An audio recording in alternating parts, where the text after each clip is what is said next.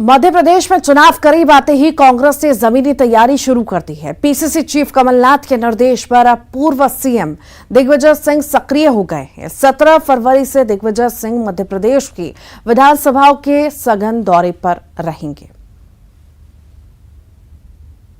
चुनावी साल में एक्शन मोड में दिग्गी राजा 17 फरवरी से विधानसभाओं के दौरे करेंगे शुरू। बैरसिया गोविंदपुरा विधानसभा में करेंगे बैठक। एमपी में साल के अंत में विधानसभा चुनाव होने वाले हैं। चुनाव को लेकर कांग्रेस और बीजेपी तैयारियों में जुट गई हैं। वहीं कांग्रेस नेता और पूर्व मुख्यमंत्री दिग्विजय सिंह चुनाव को देखते हुए एक्शन मोड में आ गए हैं। 17 फरवरी को दिग्विजय सिंह भोपाल पहुंचेंगे और यहां विधानसभा क्षेत्रों का दौरा कर मंडलम सेक्टर के अध्यक्षों और कार्यकर्ताओं की बैठक लेंगे। दिग्विजय सिंह के दौरे कार्यक्रम से पहले मंडलम सेक्टर की आज बैठक हुई। इस बैठक में कार्यक्रम को लेकर रणनीति बनाई गई। भोपाल प्रभारी मुकेश नायक ने बैठक की जानकारी देते हुए बताया कि 17 फरवरी को दिग्विजय सिंह भोपाल आ रहे हैं। दिग्विजय सिंह यहां 2 विधानसभा क्षेत्रों में मॉडल सेक्टर और ब्लॉक अध्यक्षों की बैठक करेंगे। दिग्विजय सिंह पार्टी के बहुत बड़े नेता है। 10 साल मध्य प्रदेश के मुख्यमंत्री रहे हैं। मध्य प्रदेश कांग्रेस कमेटी के अध्यक्ष रहे हैं। वो जहां चाहे मध्य प्रदेश में प्रचार कर सकते हैं। कार्यकर्ताओं में उनकी बहुत लोकप्रियता है। माननीय दिग्विजय सिंह जी और माननीय कमलनाथ जी में अच्छा सामंजस्य है। सब मिलजुल कर काम कर रहे हैं। 17 तारीख से उनका अभियान भोपाल से शुरू हो रहा। वहां का मैं प्रभारी हूं। बैरसिया और गोविंदपुरा में उनकी मंडल सेक्टर और ब्लॉक अध्यक्षों की मीटिंग है और कार्यकर्ताओं की मीटिंग है। उसको लेकर ही आज मैंने यहाँ मीटिंग की थी। वहीं दिग्विजय सिंह के दौरे को लेकर बीजेपी ने तंज कसा है। बीजेपी के प्रवक्ता नेहा बग्गा ने कहा कि दिग्विजय सिंह ने कांग्रेस का बंटाधार करने का जिम्मा उठा लिया है। देखिए, कांग्रेस पार्टी को बहुत बहुत बधाई कि दिग्विजय सिंह ने उनका बंटाधार करने का बीड़ा उठा लिया है। ये दिग्विजय सिंह स्वयं कहते रहे हैं कि जहां जहां वो वोट मांगने जाते हैं, कांग्रेस पार्टी की लुटिया जो है वो डूब जाती है और कांग्रेस पार्टी को जनता वोट नहीं देती।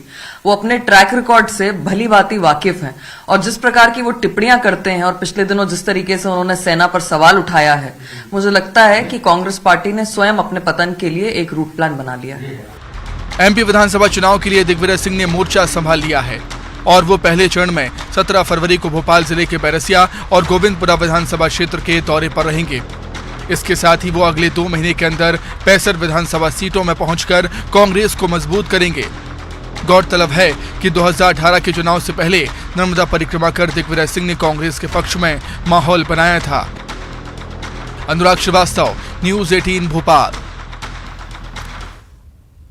छत्तीसगढ़ में साल के अंत में विधानसभा चुनाव होने हैं। बीजेपी और कांग्रेस दोनों ने ही तैयारियां शुरू कर दी हैं। इसी कड़ी में कांग्रेस अब छत्तीसगढ़ में अपने 85वें महाधिवेशन का आयोजन कर रही है, जिसकी तैयारियों को लेकर प्रदेश कांग्रेस प्रभारी कुमारी शैलजा ने कांग्रेस नेताओं के साथ बैठक की और इस दौरान उन्होंने केंद्र सरकार पर जमकर निशाना साधा और कहा कि बीजेपी केंद्र सरकार की नजरें ठीक नहीं है।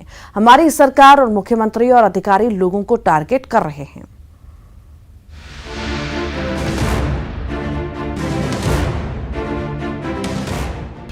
छत्तीसगढ़ आजकल सियासत का गढ़ बना हुआ है, जिसकी वजह है इस साल प्रदेश में विधानसभा चुनाव होने हैं।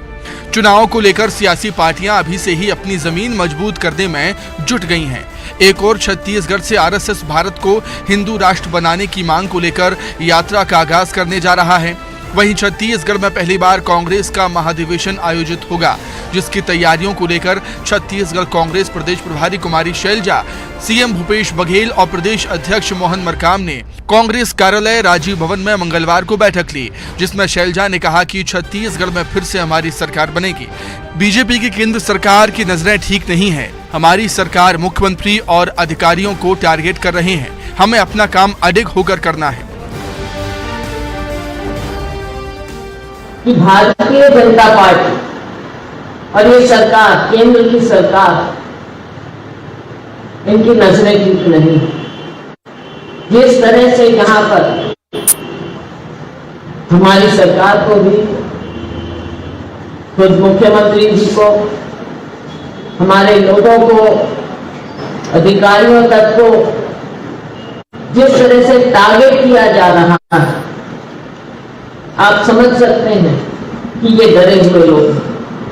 भारतीय जनता पार्टी जो भी केंद्र सरकार खिलाफ बोले उसके खिलाफ कार्रवाई होती है, चाहे वो कोई राज्य के नेता हो, सरकारें हो, चाहे वो हमारे कांग्रेस के नेता हो, हमारे पूर्व राष्ट्रीय अध्यक्ष राहुल जी हो। छत्तीसगढ़ कांग्रेस प्रदेश प्रभारी कुमारी शैलजा के बयान पर बीजेपी ने पलटवार किया और प्रदेश की सरकार पर सियासत करने का आरोप लगाया। देखिए, जहां तक भारतीय जनता पार्टी की बात है, गांव गरीब की चिंता करने का काम और सबका साथ सबका विकास, इस मूल मंत्र को काम करने वाले हम लोग हैं, तो किसी से डरने का विषय है नहीं और न किसी को टारगेट करने का विषय है। टारगेट किलिंग तो हो रही है छत्तीसगढ़ में, क्योंकि डरी हुई है छत्तीसगढ़ में कांग्रेस पार्टी। छत्तीसगढ़ में इस साल होने वाले विधानसभा चुनाव को लेकर सियासी पार्टियां फील्डिंग सजाने में जुट गई हैं। इसी कड़ी में आरएसएस छत्तीसगढ़ से भारत को हिंदू राष्ट्र घोषित करने का अभियान शुरू करने जा रहा है, तो वहीं कांग्रेस महाधिवेशन कर अपनी जमीन मजबूत करने में जुट गई है। Bureau report, news 18।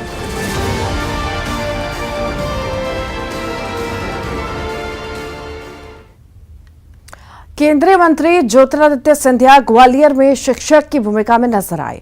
उन्होंने एक स्कूल में बच्चों को इतिहास का पाठ पढ़ाया। जब क्लास खुद महाराज ले रहे हों तो बच्चों की खुशी का कहना। सिंधिया भी बच्चों को पढ़ाने में इस कदर मशगूल हो गए मानो स्कूल के शिक्षक ही हों। ज्योतिरादित्य सिंधिया का ये नया रूप देखने को मिला ग्वालियर में। ये पहली बार नहीं है जब सिंधिया अलग अवतार में नजर आए हैं, तो चलिए देखते हैं अंदाज सिंधिया।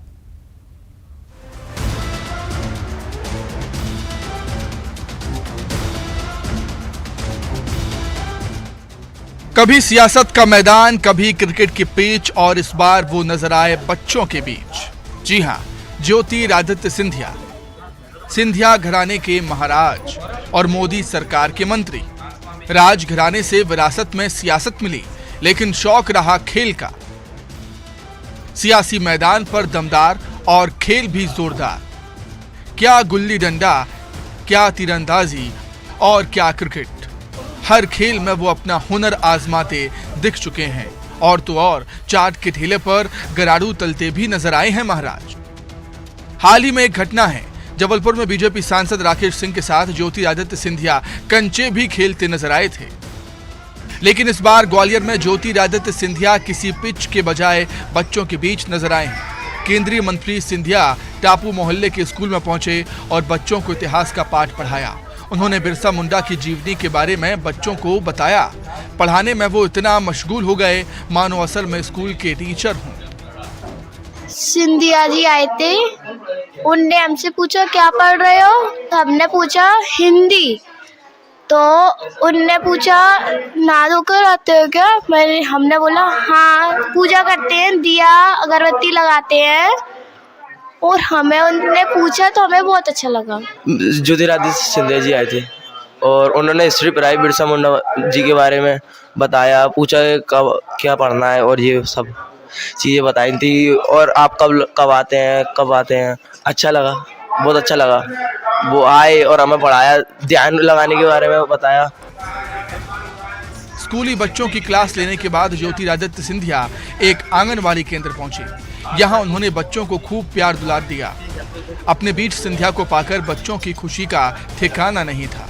उन्होंने कहा कि बच्चों को पढ़ाना उन्हें इतना पसंद है कि उनकी इच्छा हर महीने कम से कम एक क्लास लेने की है। मुझे तो बहुत मज़ा आता है स्वयं पढ़ाई में। मैंने कई विद्यालयों में शिक्षा प्राप्त की है और बच्चों को पढ़ाने में मुझे बहुत मज़ा आता है। मैं तो चाहता हूं कि हर माह एक क्लास में ले लूं और मैं भी पढ़ूं। गुल्ली डंडा, क्रिकेट और तीरंदाजी से लेकर साफ सफाई तक सिंधिया हर जगह हाथ आजमा चुके हैं और अब उनका ये शिक्षक वाला अवतार उनके प्रशंसकों को काफी पसंद भी आ रहा है। ग्वालियर से सुशील कौशिक के साथ bureau report, news 18। Madhya Pradesh का कूनो नेशनल पार्क एक बार फिर से गुलजार होने वाला है। 18 फरवरी को कूनो नेशनल पार्क में 12 चीते दक्षिण अफ्रीका से लाए जाएंगे। भारतीय वायुसेना के विमान से लाया जाएगा। इससे पहले साल 2022 में नामीबिया से 8 चीते लाए गए थे।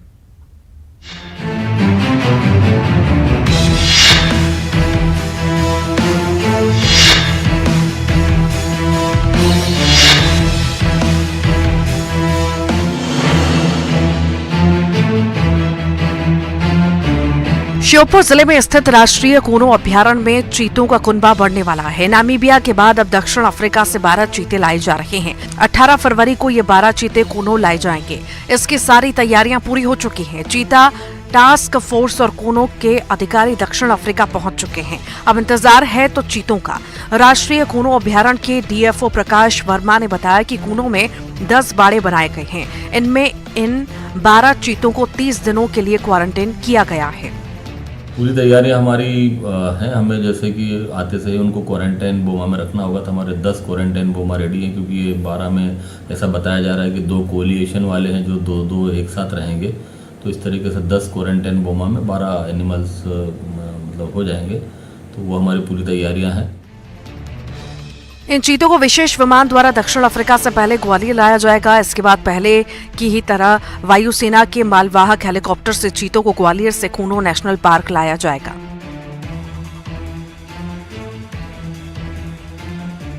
ये 18 तारीख को आने का प्रोग्राम बना है इसका, और रूट वैसे रहेगा जैसे पिछली बार नामीबिया से लाए थे।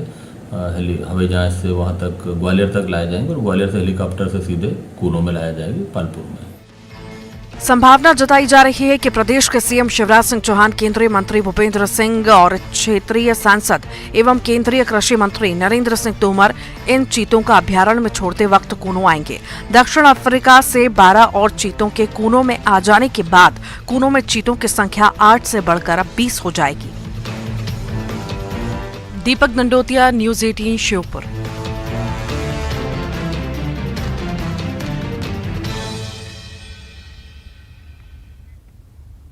बेंगलुरु के यलहंका एयरबेस पर एशिया का सबसे बड़ा एयर शो यानी एयर इंडिया 2023 जारी है। एरो इंडिया के 14वें एडिशन में पूरी दुनिया हिंदुस्तान कदम देख रही है। एरो इंडिया 2023 में 98 देशों के प्रतिनिधि और 800 से ज्यादा कंपनियां हिस्सा ले रही हैं। खास बात यह है कि पहली बार हिंदुस्तान के जमीन और एरो शो में दुनिया का सबसे घातक माना जाने वाला F-35 फाइटर भी अमेरिका ने भेजा है। तो चलिए देखते हैं ये स्पेशल रिपोर्ट।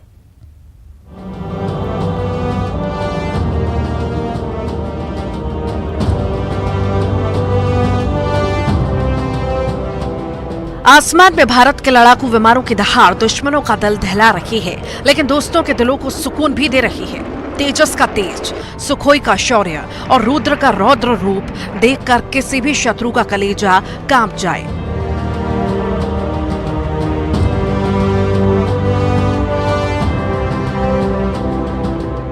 यह एशिया का सबसे बड़ा एयर शो है। एरो इंडिया 2023 भारत की आत्मनिर्भरता का प्रमाण है, जिसे दुनिया प्रणाम कर रही है।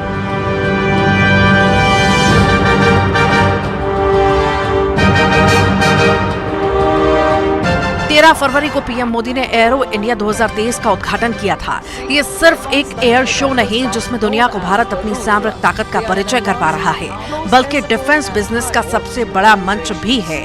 अंदाजा इसी बात से लगाया जा सकता है कि एरो इंडिया 2023 में 98 देशों के प्रतिनिधि और 800 से ज्यादा डिफेंस सेक्टर की कंपनियां हिस्सा ले रही हैं।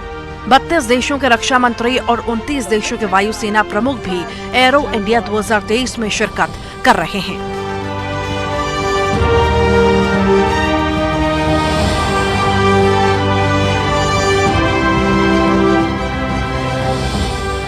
तेजस, सुखोई, राफेल जैसे भारत के घातक फाइटर्स के अलावा इस शो का सबसे बड़ा आकर्षण है F-35A लाइटिंग टूर है। ये 5वीं जनरेशन का सबसे ताकतवर विमान माना जाता है, जिसे अमेरिकी सेना इस्तेमाल करती है। भारत के आसमान में F-35A की कलाबाजियां दुश्मनों के लिए चेतावनी से कम नहीं, क्योंकि माना जा रहा है कि चीन की चुनौती के बीच अमेरिका का ये विमान भारत को देने में नहीं हिचकिचाएगा। अमेरिका ये जता चुका है कि वो डिफेंस सेक्टर में भारत के साथ कदम से कदम मिलाकर चलने के लिए बेताब है।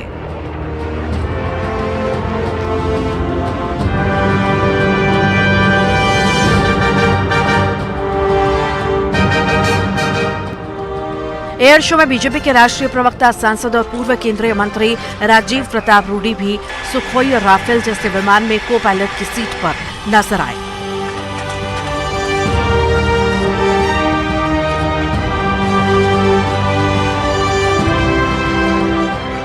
एरो इंडिया 2023 में सिर्फ फाइटर्स प्लेन और हेलीकॉप्टर्स ही नहीं बल्कि ड्रोन सहित दुनिया के कई देशों के तमाम सामरिक साजो सामान मौजूद रहे। एरो इंडिया 2023 के दौरान विभिन्न भारतीय विदेशी रक्षा कंपनियों के बीच 75,000 करोड़ रुपए के अनुमानित निवेश वाले 251 एग्रीमेंटों पर हस्ताक्षर किए जाने की उम्मीद है। Bureau report, news 18 Bengaluru.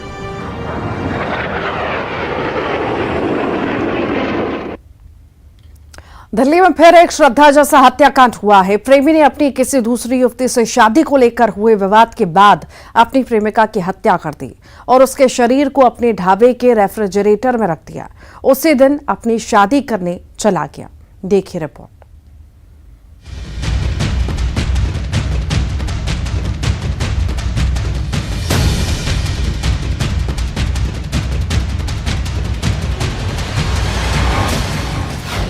चार दिन फ्रिज में थी वो कैद। वैलेंटाइन डे, फ्रिज से निकली प्रेमिका की लाश। कार में गर्लफ्रेंड का कत्ल, ढाबे में छुपाई लाश। जिस दिन कत्ल उस दिन लिए 7 फेरे। प्रेमिका का कत्ल कर उसने पहना सहरा। एक और लवर किलर। दिल्ली में श्रद्धा हत्याकांड पार्ट 2।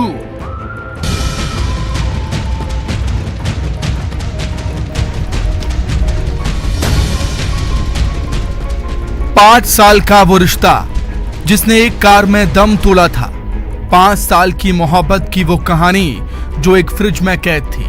26 साल के साहिल और निक्की की ये वो लव स्टोरी है जिसके खूनी दी एंड का खुलासा मोहब्बत के दिन ही हुआ, यानी 14 फरवरी वैलेंटाइन डे के दिन। दोनों की कोचिंग में मुलाकात हुई और प्यार परवान चढ़ा था। महिला मित्र निक्की यादव को पता चला तो उन्होंने कन्फ्रंट करने के लिए उनको बुलाया था और रात को जब ये मिले हैं तो उस टाइम पे इनमें आपस में बहस हुई और उसमें गुस्से में आकर साहिल ने अपनी महिला मित्र का अपने मोबाइल फ़ोन के केबल से गला घोंटकर उनका मर्डर कर दिया। हरियाणा के झज्जर की रहने वाली निक्की यादव दिल्ली में रह रही थी जो अचानक गायब हो गई।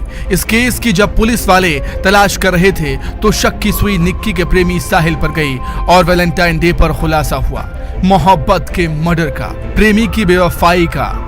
साहिल इस ढाबे पर पुलिस वालों को ले गया और उसने बताया कि इसी ढाबे में निक्की है, लेकिन निक्की जिंदा नहीं थी बल्कि साहिल ने प्रेमिका निक्की की लाश को ढाबे के फ्रिज में छुपा कर रखा था करीब 4 दिनों से। उसको रिकवर करेंगे और जो जहाँ वो उसको घुमा के लेके गया मर्डर के दौरान वहाँ की कोशिश कर रहे हैं अगर सीसीटीवी फुटेज वगैरह मिल जाए। हालांकि रात का समय है तो वो सारे साक्ष्य हम जुटा रहे हैं, लेकिन जो बॉडी हमने टाइमली उसके डिस्पोज होने से पहले रिकवर कर ली वो बहुत बड़ा काम हो गया है जो उसको फिक्स कर देगा और ट्रायल में हमारी काफ़ी मदद करेगा। अब इन 2 तस्वीरों पर गौर कीजिए क्योंकि इस तारीख पर ही निक्की को अपने प्रेमी साहिल की बेवफाई और धोखे का पता चला था। 9 फरवरी और 10 फरवरी। 9 से 10 फरवरी की दरमियानी रात पुलिस की माने तो कार में चार्जर केबल से साहिल ने निक्की की हत्या की थी। दिल्ली बाबा हरदास नगर इलाके का ये मामला बताया जा रहा है। उसके बाद लाश के राज को छुपाने के लिए नक्सलवाद पर केंद्रीय गृह मंत्री का बड़ा बयान। बिहार झारखंड में करीब खत्म वामपंथ उग्रवाद, छत्तीसगढ़ में सिक्योरिटी वैक्यूम को भरा, बहुत कम समय में स्थिति होगी सामान्य। पीएफआई के बहाने केंद्रीय गृह मंत्री ने कांग्रेस पर किया बड़ा हमला। उन्होंने कहा कि कांग्रेस काल में पीएफआई को मिला बढ़ावा, कांग्रेस ने पीएफआई कैडर पर कोई मामले